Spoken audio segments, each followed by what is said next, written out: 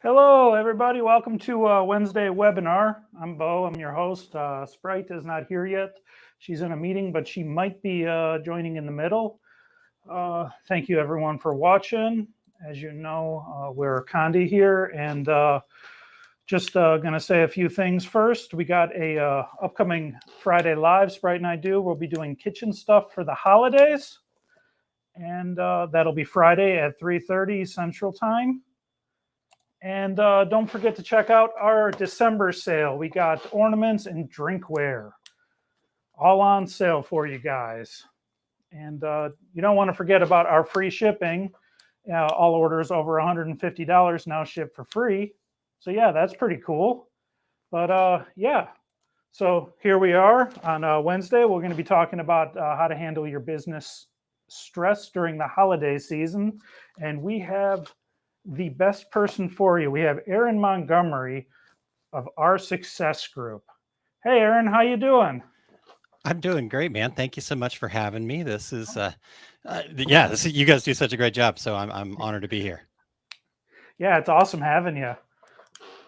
You were my first choice and my only choice for this. Okay, well, good. I feel like I've made it. Then I'm the first choice. I like it.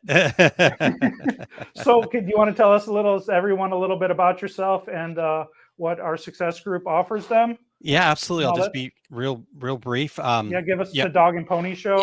Yeah, the elevator pitch, right? I think that's what people want to call it. So yeah, what Our Success Group is we're a business foundation training company, and so what we do is we help small business owners manage things like stress. How do we build a foundation so business becomes easier? I've seen way too many people that basically just make themselves a low-paying job.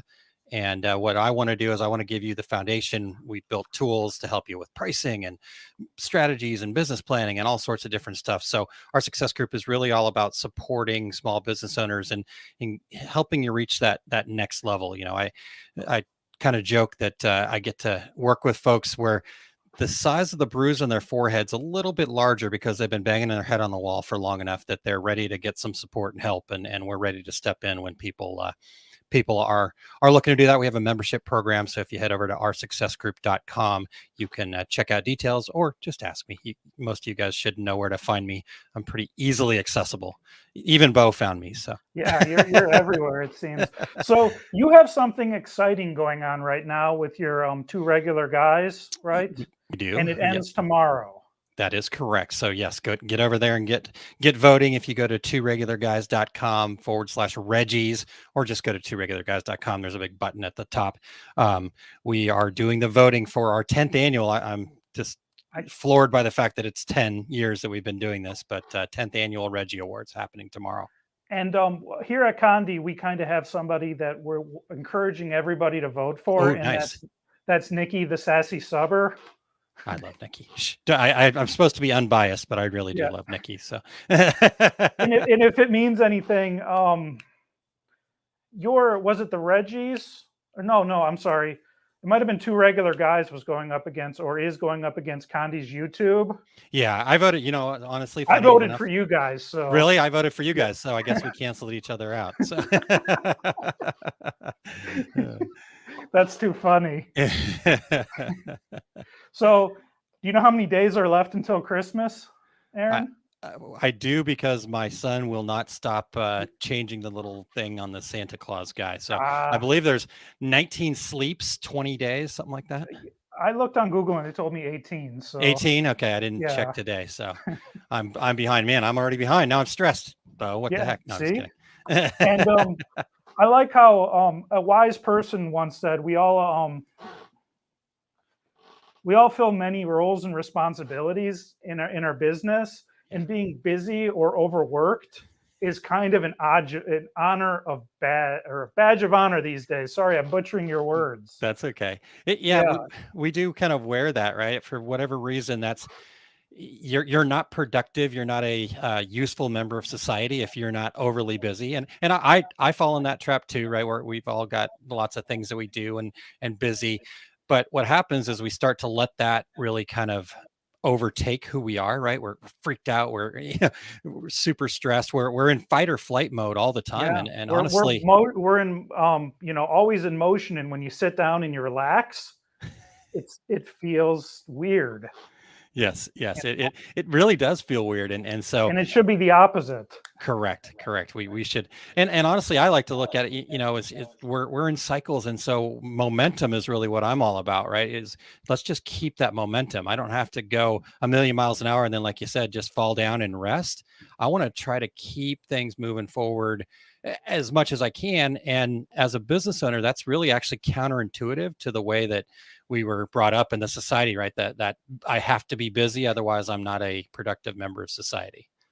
Oh, So I just got, some word that, Adam, what's his name? Adam Fuller. Fuller? Uh-huh. Yeah, he's an 11-year-old up for an award, and that is absolutely amazing. He fits in the up and comer category, and he's going to be in it because it's up till 40. So, he's got many times to win it. But yeah, that is pretty cool that Adam's up for that award. There's some really good people there, but Adam's a pretty cool kid. Hey, Aaron, did you ever play Mario Kart? Oh, very limitedly. I'm just past that range. I was like the original Mario. So there's characters Donkey Kong and Bowser, and they're bigger and slower, but once they get going, they get going. That's right. That's And right. you're talking about momentum. That's how I feel. Like I'm Donkey Kong and Bowser, and I like to just takes me a while to get there, but once I get there, Yeah. Yeah. And honestly, it's so much easier that way because when you are that kind of like stressed and then I have to like really rest to just survive basically, then getting going again takes a ton of effort again. So if you, like you said, you're like Donkey Kong or Bowser where you can just keep it moving. Okay, what's going, yeah, because what you're doing, I know that we're all in the holiday mix right now, but what you're doing right now today too is also cultivating what's going to be happening in January and February. And typically our industry, January, February, until we kind of hit Valentine's Day, that the first part of February and January is pretty slow for people because they went so hard during the fourth quarter and they didn't kind of keep it rolling, making sure that they had stuff lined out. And so I guess my point is let's figure out a way that we can kind of level off those peaks and valleys. And yes, the fourth quarter is always going to be that way for people making gift items, right? And which is a lot of sublimators. And therefore, we have to understand that there is going to be a little bit of a lull, just kind of the holiday lull, but it doesn't have to be like dead or, figuring out how we can take advantage of that opportunity. So. yeah. And as we go along, the people viewing can feel free to ask questions, and I'll interrupt and let Aaron know. You can see the questions too, I believe, right? Yeah, I can. Yep. Okay. Yep. Which, in the holiday season, something that's really big is being realistic with yourself and how to manage your time. Yes. Right? Yes. You got to fulfill orders, you got shipping, you got to keep growing your business. Yeah. You got your family, you got exercising, eating healthy, you should also be adding new products and learning new skills. And if you're not doing all of that, then Yeah. That's a nice long checklist, and that, that's the reality of it. But the pressures are there, right? You're going to be tossed a lot of cookies, and so what you've got to understand when we're looking at that side of things, how do you balance that out? And you said it, the first thing that you said there, I think is the key is being realistic. Most people believe that good customer service is like bending over backwards and just doing anything that any potential customer wants you to do. The reality is that's actually really bad customer service because you're never going to be able to maintain that. What good customer service is, it's setting standards. It's knowing who your ideal customers are so you can solve their problems and do the projects that you love to do, but then setting those realistic expectations, right? I know a lot of newer businesses where they're like, okay, it's the holiday rush. I'm going to push all the way up to the end and I'm going to work 24/7 for the last 4 or 5 days. And then they ultimately end up failing and their business goes downhill because their customer service they over promised and under delivered. For good customer service, what we really need to do is we need to go, okay, what can I realistically do? Therefore, what should my cutoff be? Get out in front of it. This goes with planning, right? Like, oh, it's the holidays, I should do some marketing right now. No, you should have been thinking about this back in, September, maybe before that. But kind of setting those realistic expectations and then delivering on those, and in most cases over delivering on them, because things are going to happen, and you have to kind of give yourself that grace. I know everybody that I get to work with in the Our Success group, to almost to a person, would probably say this if really pressed, that everything they do takes longer than they expected it to take to begin with, right? So we overestimate how much we can get done, and to be able to What's kind of focus what's in that on that is called? really What's important. that called where everything takes longer than expected? There's a term for that, isn't there? Yes, yes, there is. Gosh darn it. Well, it's Parkinson's law, actually, is Yeah. what it's called. Yep, yep, Parkinson's law. And there's a really great illustration out there on YouTube that I found about it. But the gist of it is, a guy says, "Hey, I've got to take if I give myself a whole day to write a letter to my grandma, it's going to, I'm going to sit down, I'm going to find the best pen, I'm going to think about what I'm going to write, then I'm going to go take a shower, then I'm going to do this, and finally at the end of the day I'm like, oh crap, I didn't get a chance to write that letter, so I'll hammer out a letter. But if I said, hey, I'm going to only give myself 10 minutes to write that letter, you're going to sit down, grab whatever pen's available. You're going to start going from your gut. You're going to trust yourself. And then you get to that point where 10 minutes later, you've got a letter, and it was just as good as the one that you gave yourself all day to do. And that's actually the theory. The Parkinson's law is actually the way that Elon Musk does things. He sets these completely unrealistic goals, and like, we're going to go to Mars by whatever, we're going to have an electric car by this time, and everybody's like, oh my god, you're crazy. They don't hit it all the time, but they certainly get a lot further along than if they would have said, yeah, in 20 years we'll be able to go to Mars, and that kind of thing. So that Parkinson's law is actually really important to understand when we're kind of trying to figure out how to manage ourselves moving forward.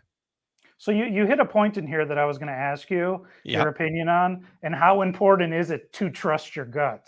Oh, that's a really good one. Yeah, it's It's a so loaded important. question, It, but it is a loaded question, and anybody that knows me knows that this is a big thing for me. Is we trusting our gut is so difficult, because we've had, however old you are, that's how long you've had to kind of deal with any, things didn't work out, things that didn't didn't happen to go your way, maybe mistakes that you made, right? The internal conversations we have with ourselves, we would never have those conversations with a friend or some outside person, the way we kind of treat ourselves. And so that we start then losing trust in ourselves. But the reality is, we have two brains functioning. We've got a conscious brain and a subconscious brain, and we think that our conscious brain kind of controls the show.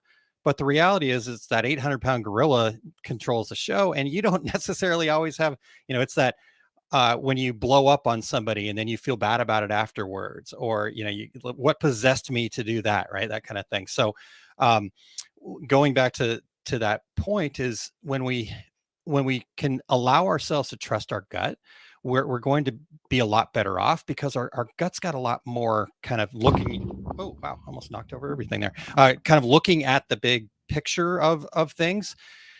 And every once in a while, yes, it's going to not be the exact right step, but more often than not, it's going to work for you.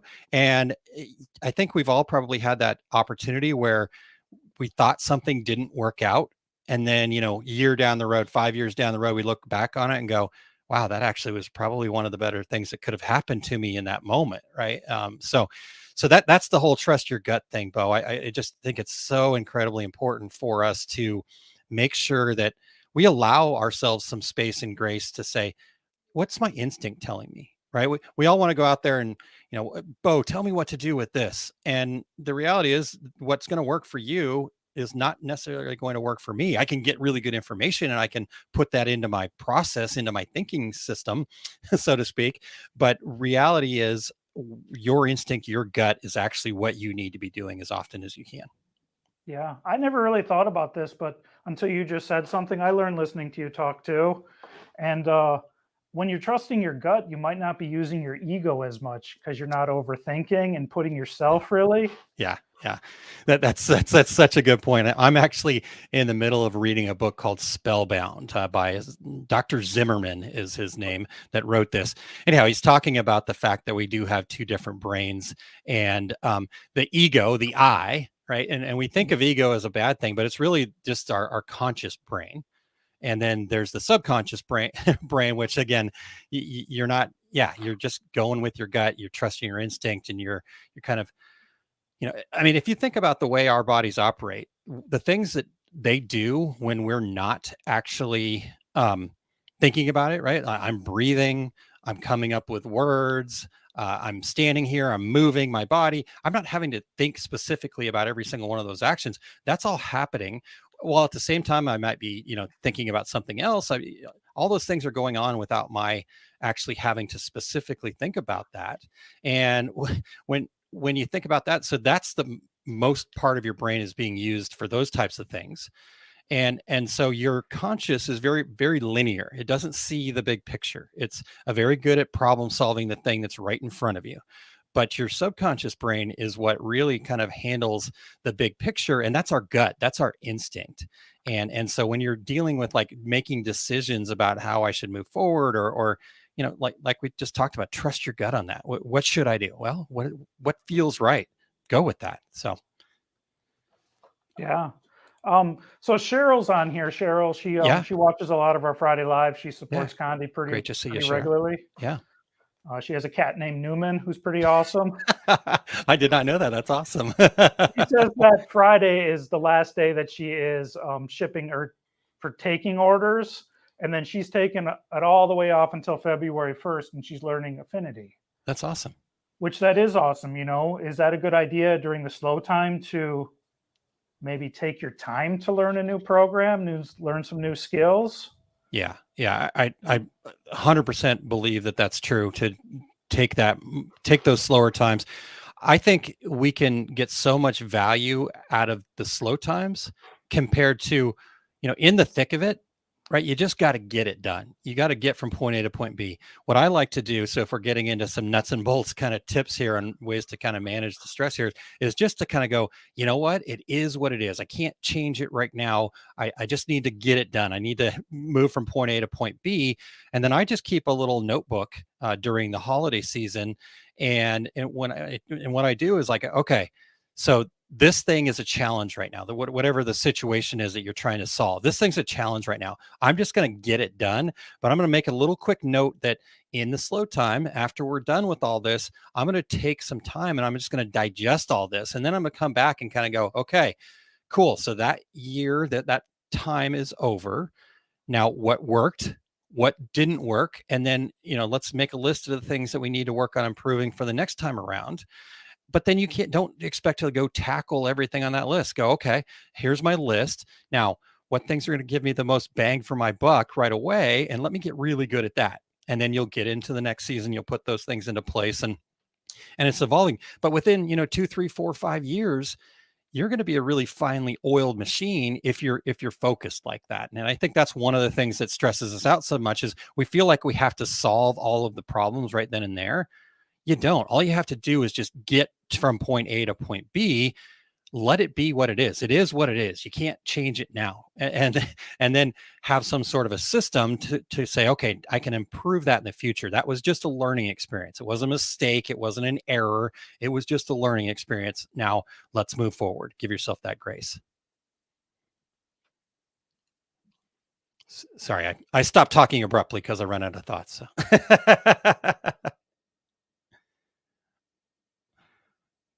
Bo, I lost your sound. I don't know if it's me or maybe it could be me. So I hope not.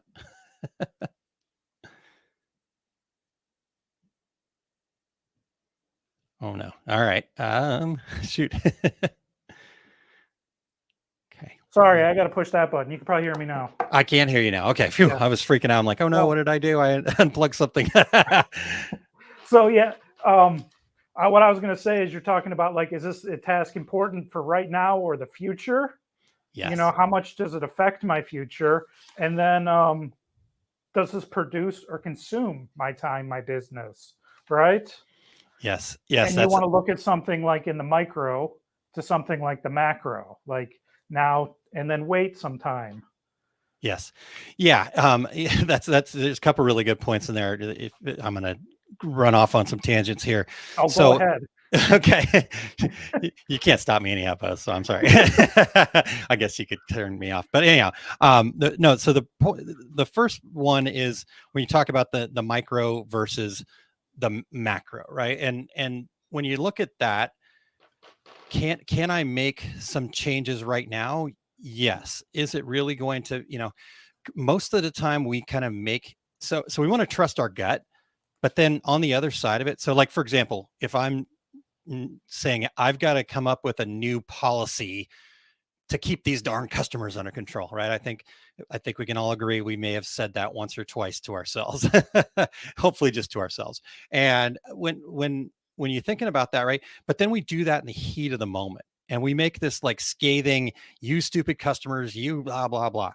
But the reality is, they just need to be educated a little bit more, and so you need to take that, make a note of it, let let some time pass, and then come back, and then you can make that kind of, okay, let's make a new policy so that we can have a better experience for everybody, myself included, the customers included, and then write it from that standpoint. How do we make this a better experience for everybody? So that's just one example. But anytime you're faced with a challenge, sometimes we kind of, okay, we go with our gut. Let me get from point A to point B. But you also have to then remember that's your emotions. When you're going with your gut, that's your emotions controlling things. And so when you make that recognition that your emotions are controlling those things, let's not make wholesale changes in that. Let's review when we're in a better space and come back. So that's kind of the other way to deal with stress is that I use is understanding that there are two sides of this, right?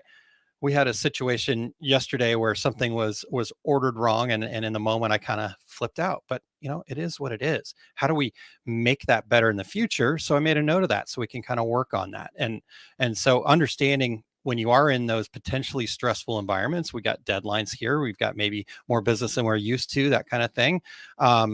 That using that kind of mentality of like, let's go with our gut to get from point A to point B, but realize I don't want to make sweeping decisions until I can come back and do all that. So that was the first part of it. There was another part of it, Bo, but now I've gone off the rails. So you help me remember what we were talking about there. How does it affect my future? Yes. Well, so I guess I did kind of cover that a little bit. How does it affect my future, right? And that's where saying, okay, at the end of we do have to then come back and review, right? So it's one thing to go with our gut, and I want you to do that more and more often if you can. But at the same time, I also want you to remember that, we need to, what makes us humans, what makes us who we are is that we have that ability to reason. We have that linear conscious brain that then we can take the information that we learned from the emotional environment and go, okay, how can we more systematically make better changes to our business, whether that be customer policies, whether that be, hopefully what you're recognizing right now, if you are busy and you got a moment to check this out, is that maybe you just need to say, hey, I need to invest in new equipment. I need to call up the folks at Condi and say, hey, how can we get better at this? My tiny little press isn't cutting it. I need a bigger press or something like that. Right. So, but to make those changes in the middle of this, that I guess that's where kind of understanding how does this really affect me in the future, and kind of a way to measure that. Do you have any insight on like how can you tell if it's going to produce for your business or just consume your time? Yeah. So there's an interesting difference, right? So one of the things, and this is kind of a little bit different take, Bo, on some of the other things that I've kind of written about this too, but we do a lot of consuming, right? That's kind of the world that we're in. All these notifications are meant for us to consume and meant for us to, somebody else's priorities. At the end of the day, the most important thing for all of us is understanding what is important to us. Like there was a post on Facebook, And if Nikki's still in here, it was actually Nikki's post, and somebody on there, and I won't share their name because I didn't ask about that, but Nikki posted it publicly, so I'm going to use her. So, but they had just said, there was a discussion about your why. And I shared what mine was, and I have a systematic kind of way that we help people kind of find that. And somebody said that their why was something like, oh, Aaron's going to hate this because it's not very well planned out. It's like they're doing it for the love of doing it, right? They're not trying to necessarily start a business. And I said, no, that's exactly right. You actually have clarity, right? You have clarity on why you're doing this. Most people get into this because they want to, quote unquote, make money. Terrible reason to get into being a business owner, because there's potential that you don't, right? Now, there's probably a little bit, you want to make money on your own terms to be able to do things to support your family, right? There's a bigger picture to it. And so once you have clarity on that, then you can start measuring, is this only consuming? Is this just because I think that somebody else told me that I should do this, or I heard somebody else doing it? Or is this actually going to produce, right? Spending some time working on what my why is. Is this going to actually get me closer to fulfilling my why, to achieving my goals, things like that? So I guess kind of taking back from that a little ways. And this is the counterintuitive part that I like to talk about, is that being a business owner is very counterintuitive to how we normally do things. We do have to like kind of slow down to speed up. And so when I say slow down to speed up, that means get some clarity. That way we can trust our gut, and then we can speed up. So hopefully that makes sense. I know I was all over the place there. No, that's good. I think that it's great that you talked about, doing it for the love of something over profit or the money, because personally, I'm more about art. I'm more about creating art, going out, taking pictures, just seeing the world. I like seeing people smile. I like seeing people happy, but there is also that you need to make enough money to have that, support your lifestyle. Yeah. And see, that's where it becomes a challenge, right? Is you do have to, right? So if it's just a hobby, you've got to understand that, because then you also have to take care of the other parts of your life, right? So you may have to have a day job, right? And that's okay, but you have to make that decision. You can't go, okay, I'm going to treat this like a hobby, but expect to have a job income. Right. And maybe it's going to happen, but I wouldn't guarantee that. Right. So kind of look again, this goes back to looking at the bigger picture of, why are you doing this? What's this all about? And then how does that fit into making the rest of my life something that I do? And what I've seen, unfortunately, is way too many small business owners basically are creating a job for themselves that's more hours and pays less than if they went and got some other job. And yes, when you're starting out, it's going to be that way. But if you don't have that end goal in mind, you're going to finally get to a point where you're going to go, man, I should just go work for somebody else. So Elias said on here that they love doing what they do. Their problem is with pricing their products. Yeah. And I know that Condi has a pricing tool, and we are going to be releasing, if we haven't already, a newly like a better pricing tool 2.0, let's just say. Okay. Do you have any suggestions on pricing your product? Yes, and that is a huge, because Elias is right. That is probably the biggest stressor for small businesses. Yeah. Right. And here's why, because we don't value ourselves as much as somebody else potentially does, right? We're too close to it. We're involved in it every day. We make these things and we go, okay, I just made the 100th of those today, and it is what it is. But somebody else looks at that and goes, oh my God, that's incredible, right? That there's a full color picture on a mug, or, whatever that you created that work of art. Oh my gosh. Right. And so we don't have that ability to kind of separate that. So that's the first side of it, is we don't value ourselves enough. But the other side of it is we do have to have a couple of things. And this goes back to my whole counterintuitive, you have to slow down to speed up, is I'm shocked still. And I'm not going to call anybody out here. But just ask yourself this: do I know exactly how much it costs me to be in business every day, just to open my doors, so to speak, my virtual doors, if that's your case? Do you really know that? And if you don't, then pricing is always going to be a struggle. because you're always going to be chasing it, right?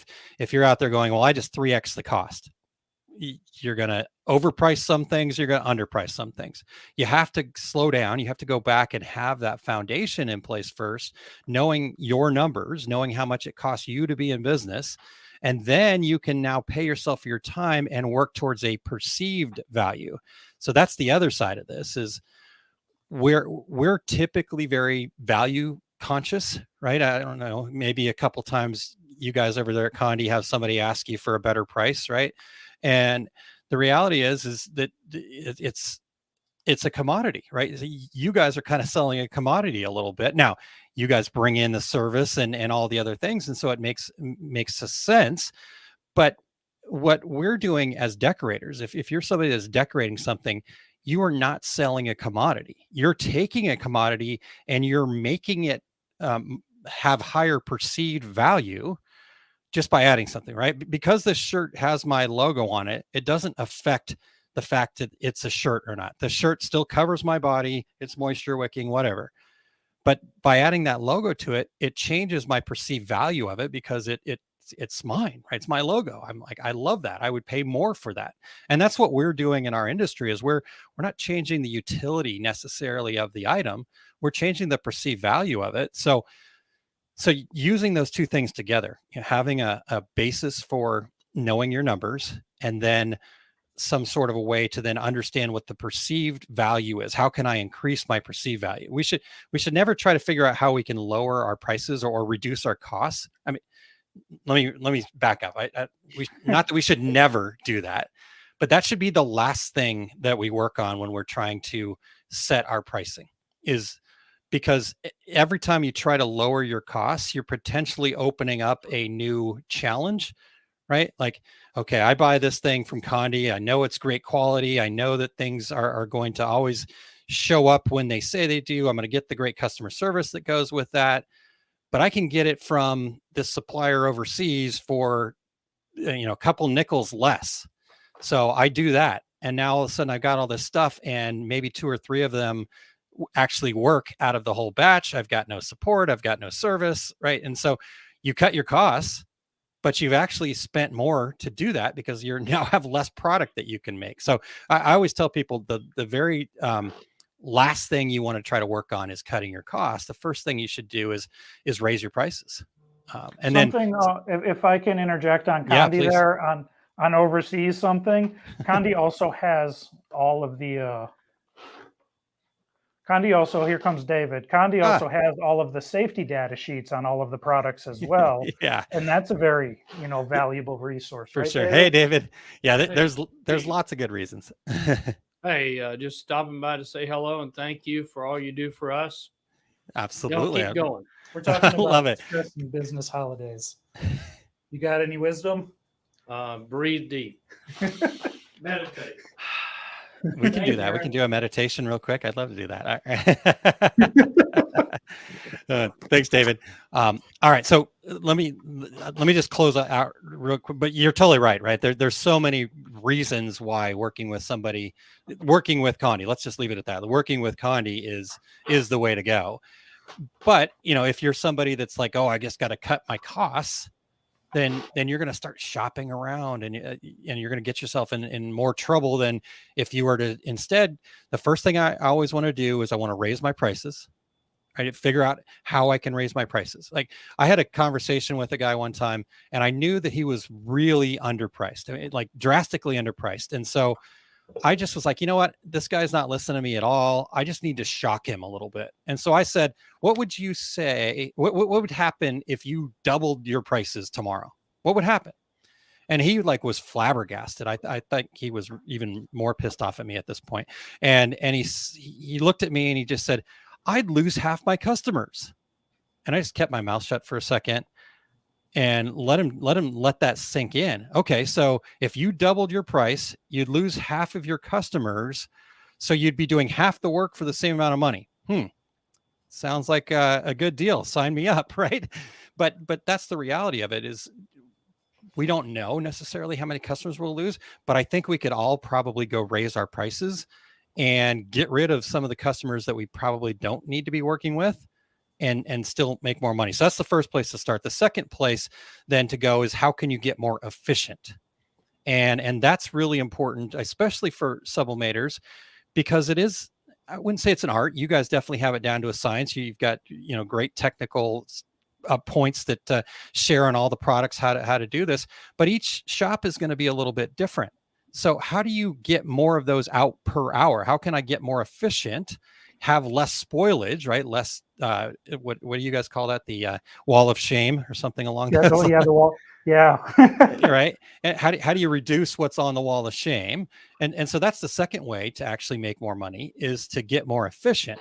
The very last way, the last hurrah, after you feel like you've really done that, then you can start going and figuring out ways that you can maybe cut costs. But if you start with cutting costs, because I think most of us think that cutting costs is the easiest, but it's going to introduce the most headaches. So raising your prices, getting more efficient, and then last ditch is cut costs.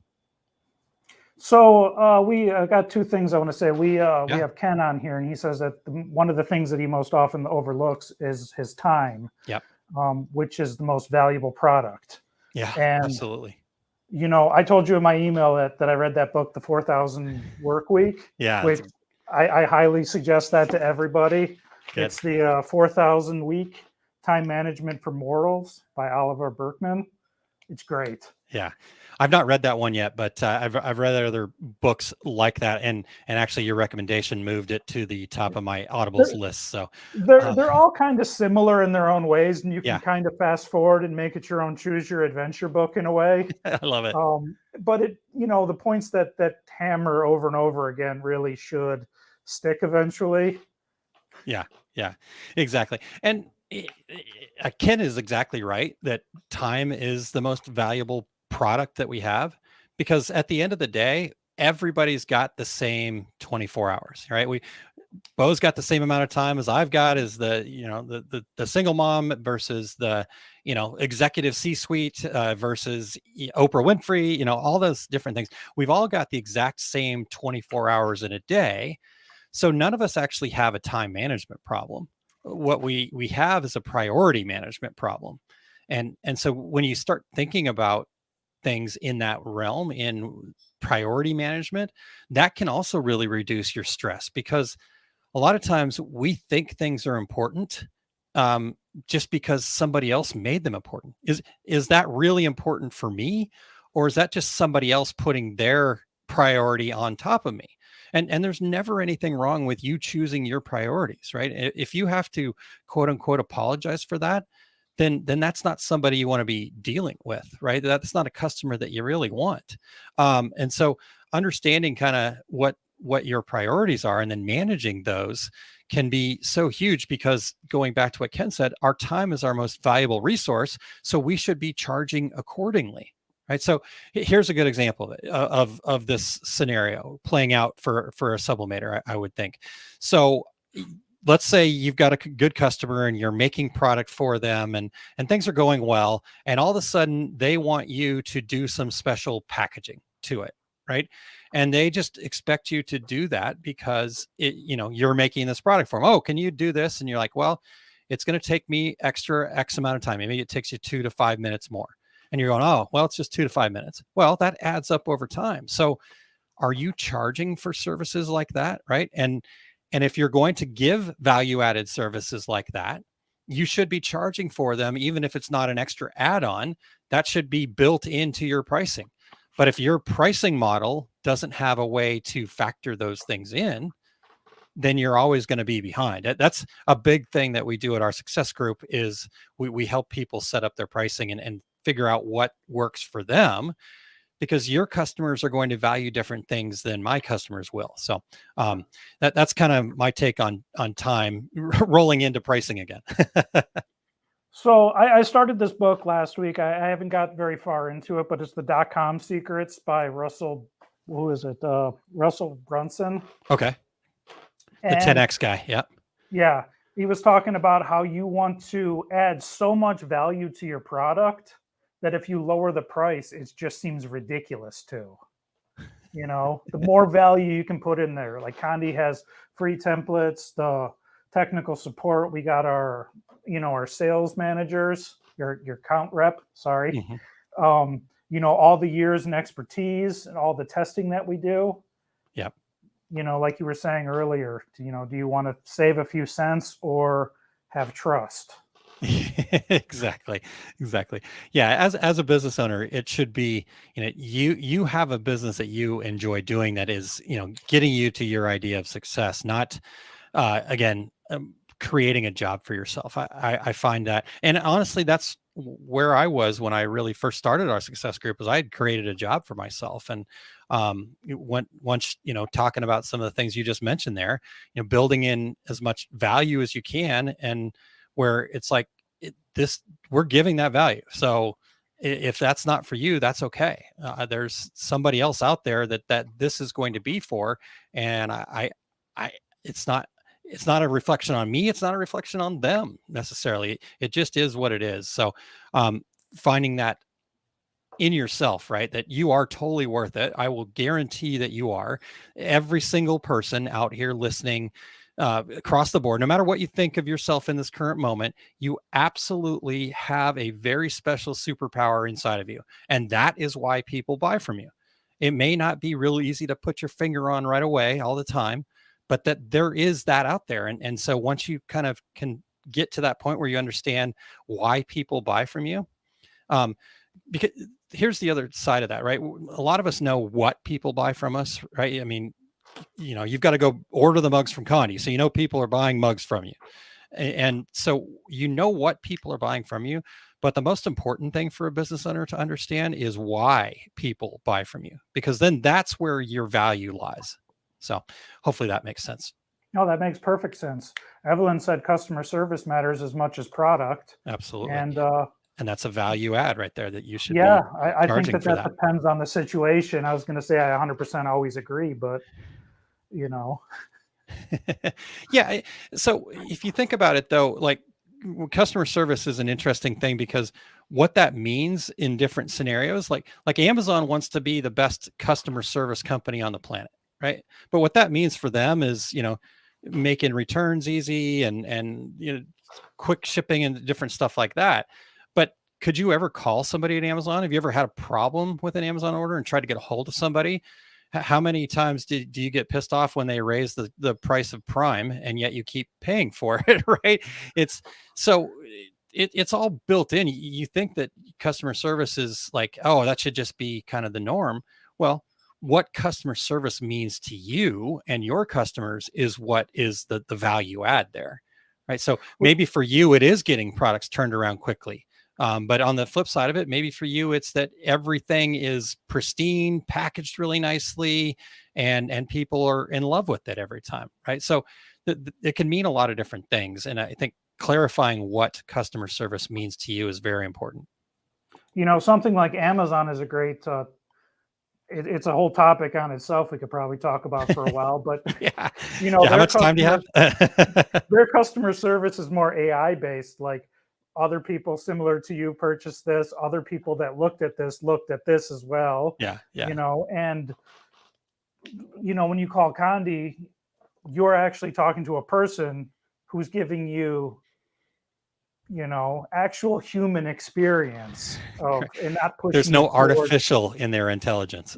Yeah, it's not numbers and algorithms. It's actual people that give a darn about you. Yeah. So do you have any tips on the other side? Because we were talking about undervaluing yourself. Do you have any tips on like overestimating unrealistic profits, return on investment? How to find satisfaction and happiness with what you're getting? Yeah. Well, I think one of the things that I've always done that makes this a lot easier, right, is when you start from a foundation of knowing how much it costs you to make, then I've got that kind of guardrail that no matter what happens, as long as I'm charging enough to cover my hourly rate, which also should include you paying yourself, even if you don't technically take a paycheck yet. If you ever want to, you should plan for that up front, right? So all that's included. So that's the first part of it, is just having that system to where you can I don't know. I kind of call it playing with house money. Play a little bit more loose, because you know that even if you make a quote unquote mistake, you've got a guardrail in place that's not going to uh, be that kind of end of business decision, the mistake that you could potentially make. So that's the first side of it. But kind of going to the overvalue and that return on investment, I 100% know that anything that people believe and dream they can do, they can absolutely do it. What the problem is that people have is that they set these really high, lofty goals, but they don't actually do the work to get there, right? They don't break that down. What's the really high, lofty goal? Because there are some things in there. The only way you're ever going to actually reach those goals is if you can truly, deep down in your soul, believe that you can do it. So the way that we kind of do that with our success group folks is we say, okay, what's the big goal? Okay, what are the milestones that what can you do that you can absolutely do? Let's put those in place and build that belief. And so I know I'm kind of going kind of more mindset stuff here on you, Bo, but I'll go this. I'm enjoying it. okay, all right. Well, because that's the important part.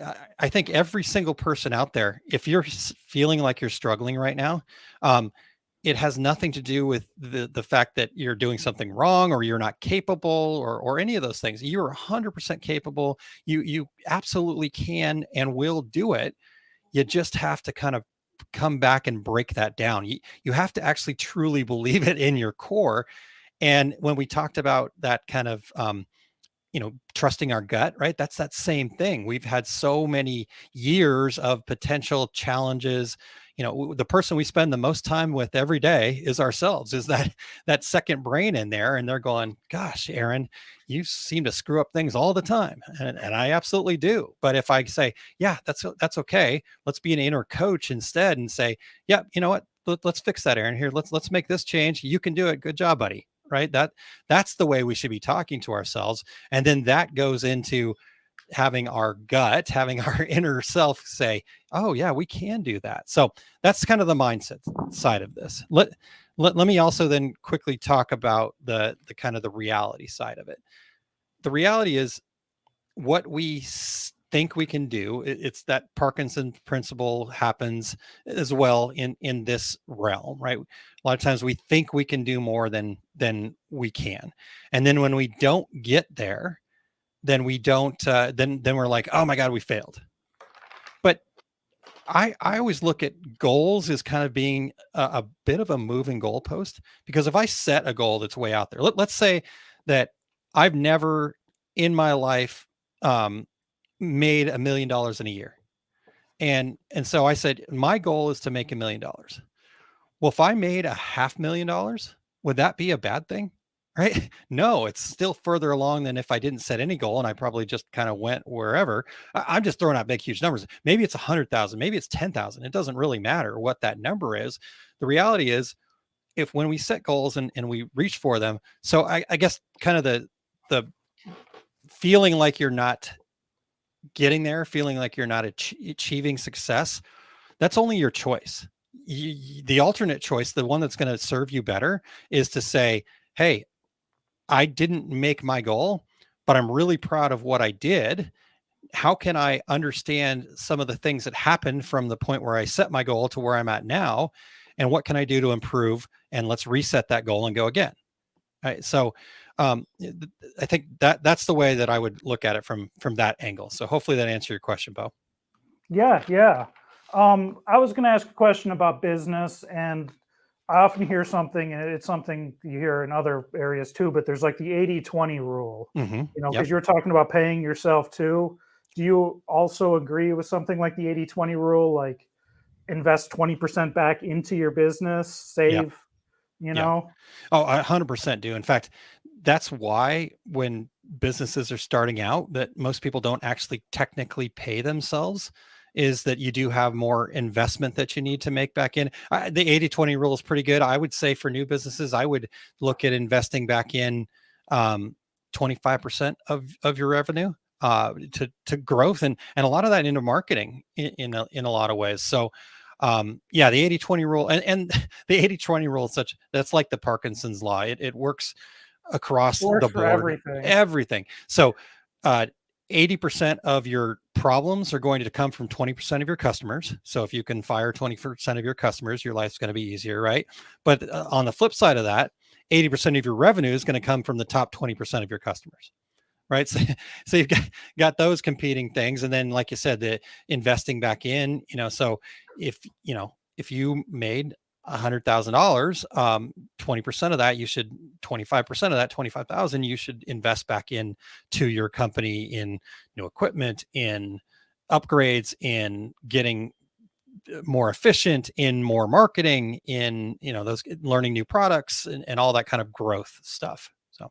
Yeah, and stuff with Facebook and with Google and everything, it's really easy to learn how to do that and invest money and make money back from Google ads, Facebook ads, and stuff like that.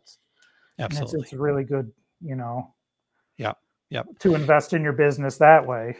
Absolutely. And I guess the other side of that too is, if you're not like passionate about going and figuring out how to do Facebook ads, maybe one of the things you should invest in is investing in somebody to do that for you, right? Yeah. Like, I know as small business owners, we want to wear all the hats, but the sooner you can focus on your, I call it core genius, right? The things that you do best, and then allow other people to take on the things that they do best, right? There are people that are really great at Facebook ads and Google ads. And I know that we can't necessarily afford them out of the gate, but your goal should be to be able to afford them as quickly as you can. And you probably need to spend that money before you're actually ready, right? Your gut might be kind of going, yeah, we can do this, but your logical brain's going, oh, it's just too much, right? Well, make that investment and then be able to move forward. Because again, if you're not super passionate about that and going all in, right, I think you need to stay in your core greatness, right? What drove you to start this to begin with?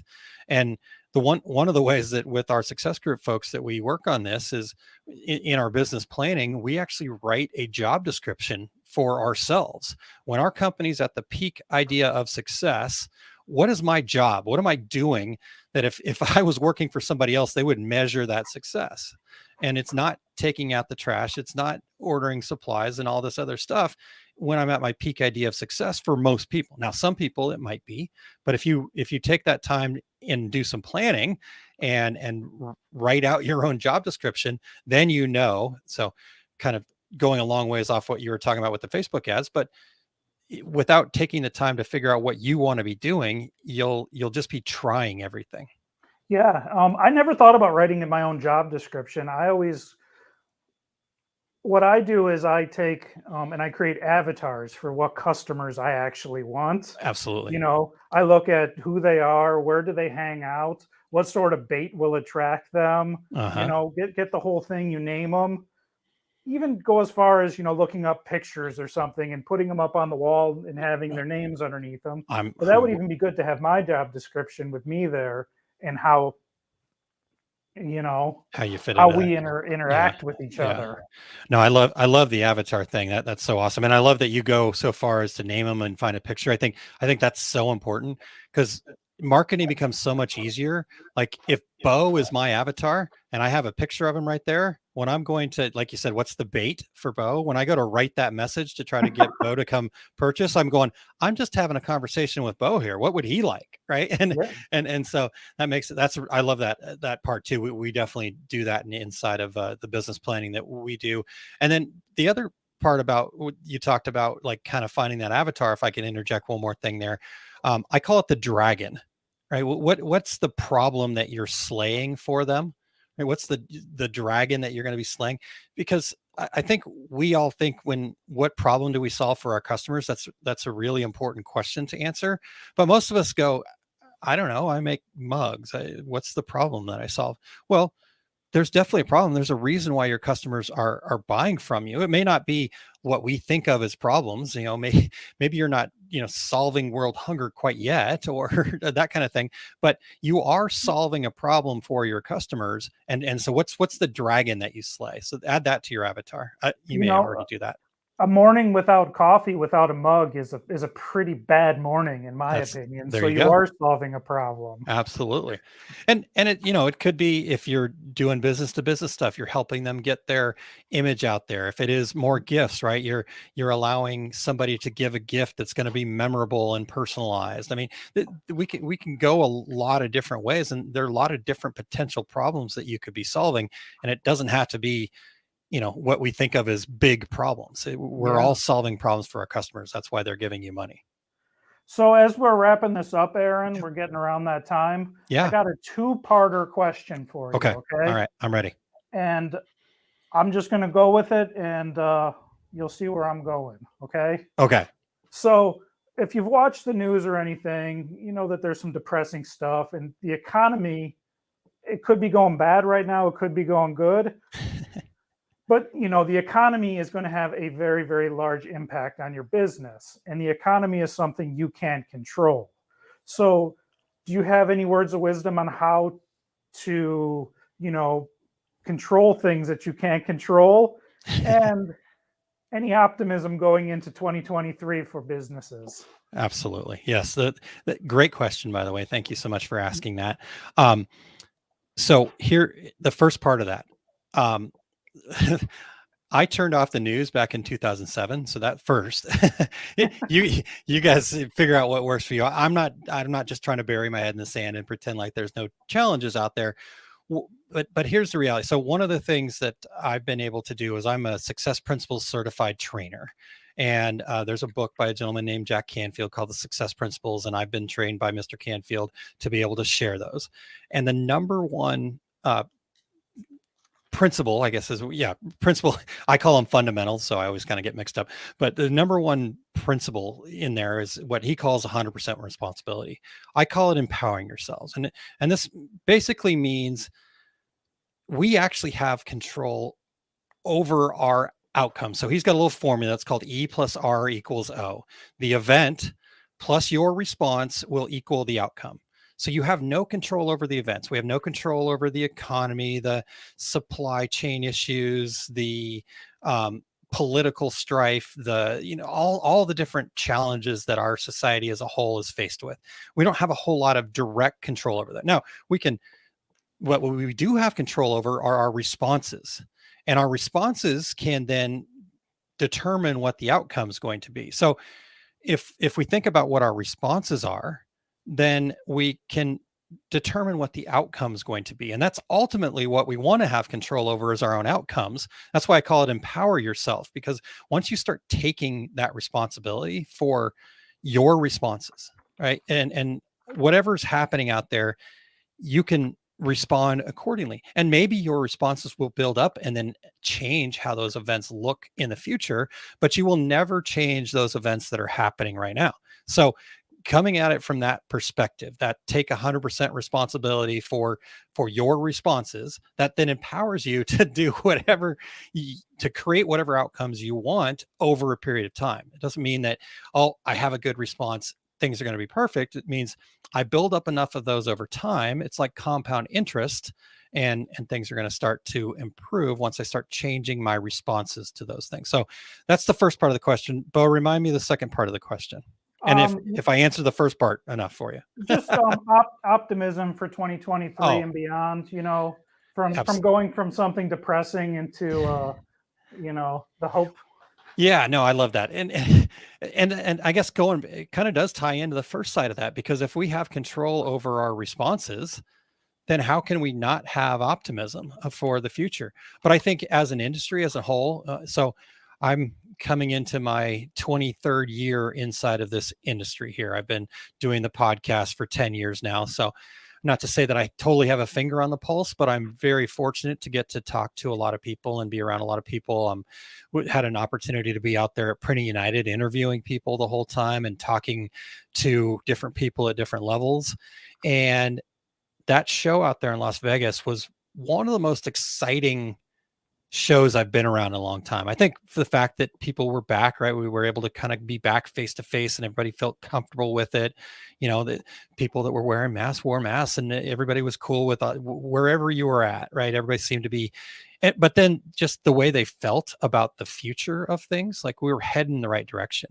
I mean, I think if you go and, I don't get too tied up in these things, but I like to kind of just look every once in a while. And if you go and look at the numbers from the Black Friday, Cyber Monday, we actually had a very strong sales period. Now, did you get some of that? I hope so. But can you change your responses, change the way that you do things to get more of that? I think there's plenty of opportunity out there, right?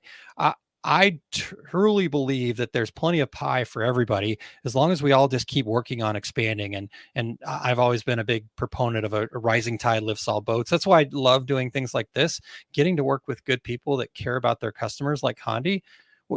There's no better way for us all to get better by just showing up and all of you guys engaging in here and talking about. I mean, that to me is reason for optimism right there, Bo. So hopefully that helps. No, that's awesome. Maybe one day I'll get to see you at a trade show and someday soon. Yeah, definitely. Hopefully we'll see you out there. We'll get back on the road a little bit. I know it's been slow. Everybody's trying to kind of figure out what's right and what fits and stuff like that. But the nice part about our industry is we are making a tactile thing. So yeah, here, if you want a new kind of market that might be a little bit, you'll think that it's not untapped, but there's so much of it that it's really untapped, is everybody out there that's a creator or a maker or an influencer or whatever, right? They're all doing all this stuff digitally, but what they're realizing is their community we need to touch something. And so a coffee mug, a shirt, whatever it is, we can make so many cool things with sublimation. I always ask David, how many SKUs do you guys have? And I know it's crazy, right? It's some crazy number. I think it's in the 5,000 range. Yeah. So 5,000 cool things that some YouTube influencer could be peddling to their tribe, not as a bad thing, but as a way for them to connect to each other, right? To be able to go, I'm sitting here watching, Bo's the influencer that I watch. I'm sitting here watching Bo. I'm drinking my coffee out of my Bo mug. I feel connected to the community. Right? I'm drinking out of my Bo mug today. I just don't have it with me. Well, now I got to get one. Jeez. No, and you're right. I was going through and I'm looking at all the pictures I took throughout the year, and they're all digital on my computer. And I'm like, I need to have this physical in front of me laid out so that I can see how they all connect together. Yeah. And in the physical realm is important. Yeah. Like what Evelyn just said, actually, Bo, sorry. Don't mean to, she says, reach out, touch and feel matters. Yeah. Reach out, touch and feel. Yeah. That's right. You want to let everyone know where they can find you, Aaron? Absolutely. I appreciate that opportunity. So yeah, if you'll just head over to oursuccessgroup.com. Actually, if you'll go to oursuccessgroup.com/empower, and put your information in there, I will send you some free stuff. One of them's a finding your why guide. That's a big thing that I really hope people do, is just take some time. And maybe that's a good thing for, you're taking that week off between Christmas and New Year's, carve out 20 minutes, an hour to sit down with that. And I've got a whole kind of white paper and system to do that. So oursuccessgroup.com/empower, EMPOWER. Yep. And if you don't know, Aaron is also a co-host of yes, of his, what's your podcast? I keep thinking Reggie's, for two regular guys. Two regular guys. Yeah. That's one of my podcasts. Yes. Two regular guys. That's the one I've been doing for 10 years with my good friend, Terry Combs. And we also have Eric Campbell, who's the producer, that very high paid producer. I think we bought him a couple of beers at a trade show. So, And you guys have the Reggie's going on right now, which you should be voting for that too. Yes. Please get in there and vote. We love the Reggie's because it's completely driven by the decorators community. So we have no say in it. There's not some panel of people that gets to pick who's what or whatever.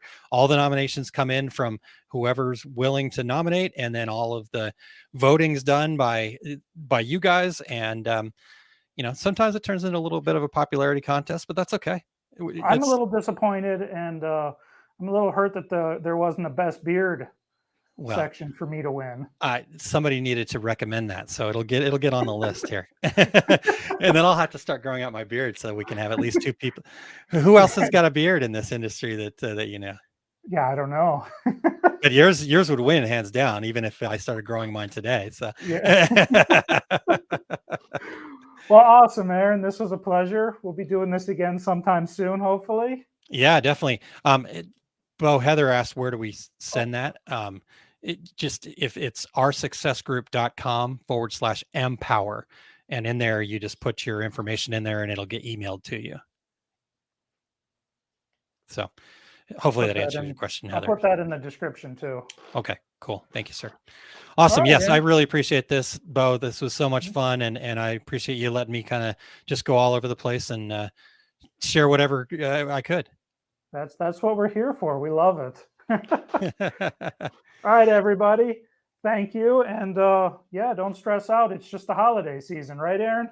That's right. And if you guys are feeling stressed out, feel free to reach out to me. I'm very good at helping people talk people off the ledge. Let's figure out an action plan. I don't Yeah. care about the excuses, right? I don't care about the event. I want to figure out how we move forward. So I'm always happy to help anybody. That's right. And we'll see you guys on Friday. Yeah, I'm gonna try to tune in myself. You should. It's kitchen. You'll learn all about cooking. My wife will love that. Thanks, Bo. All right. See you guys later.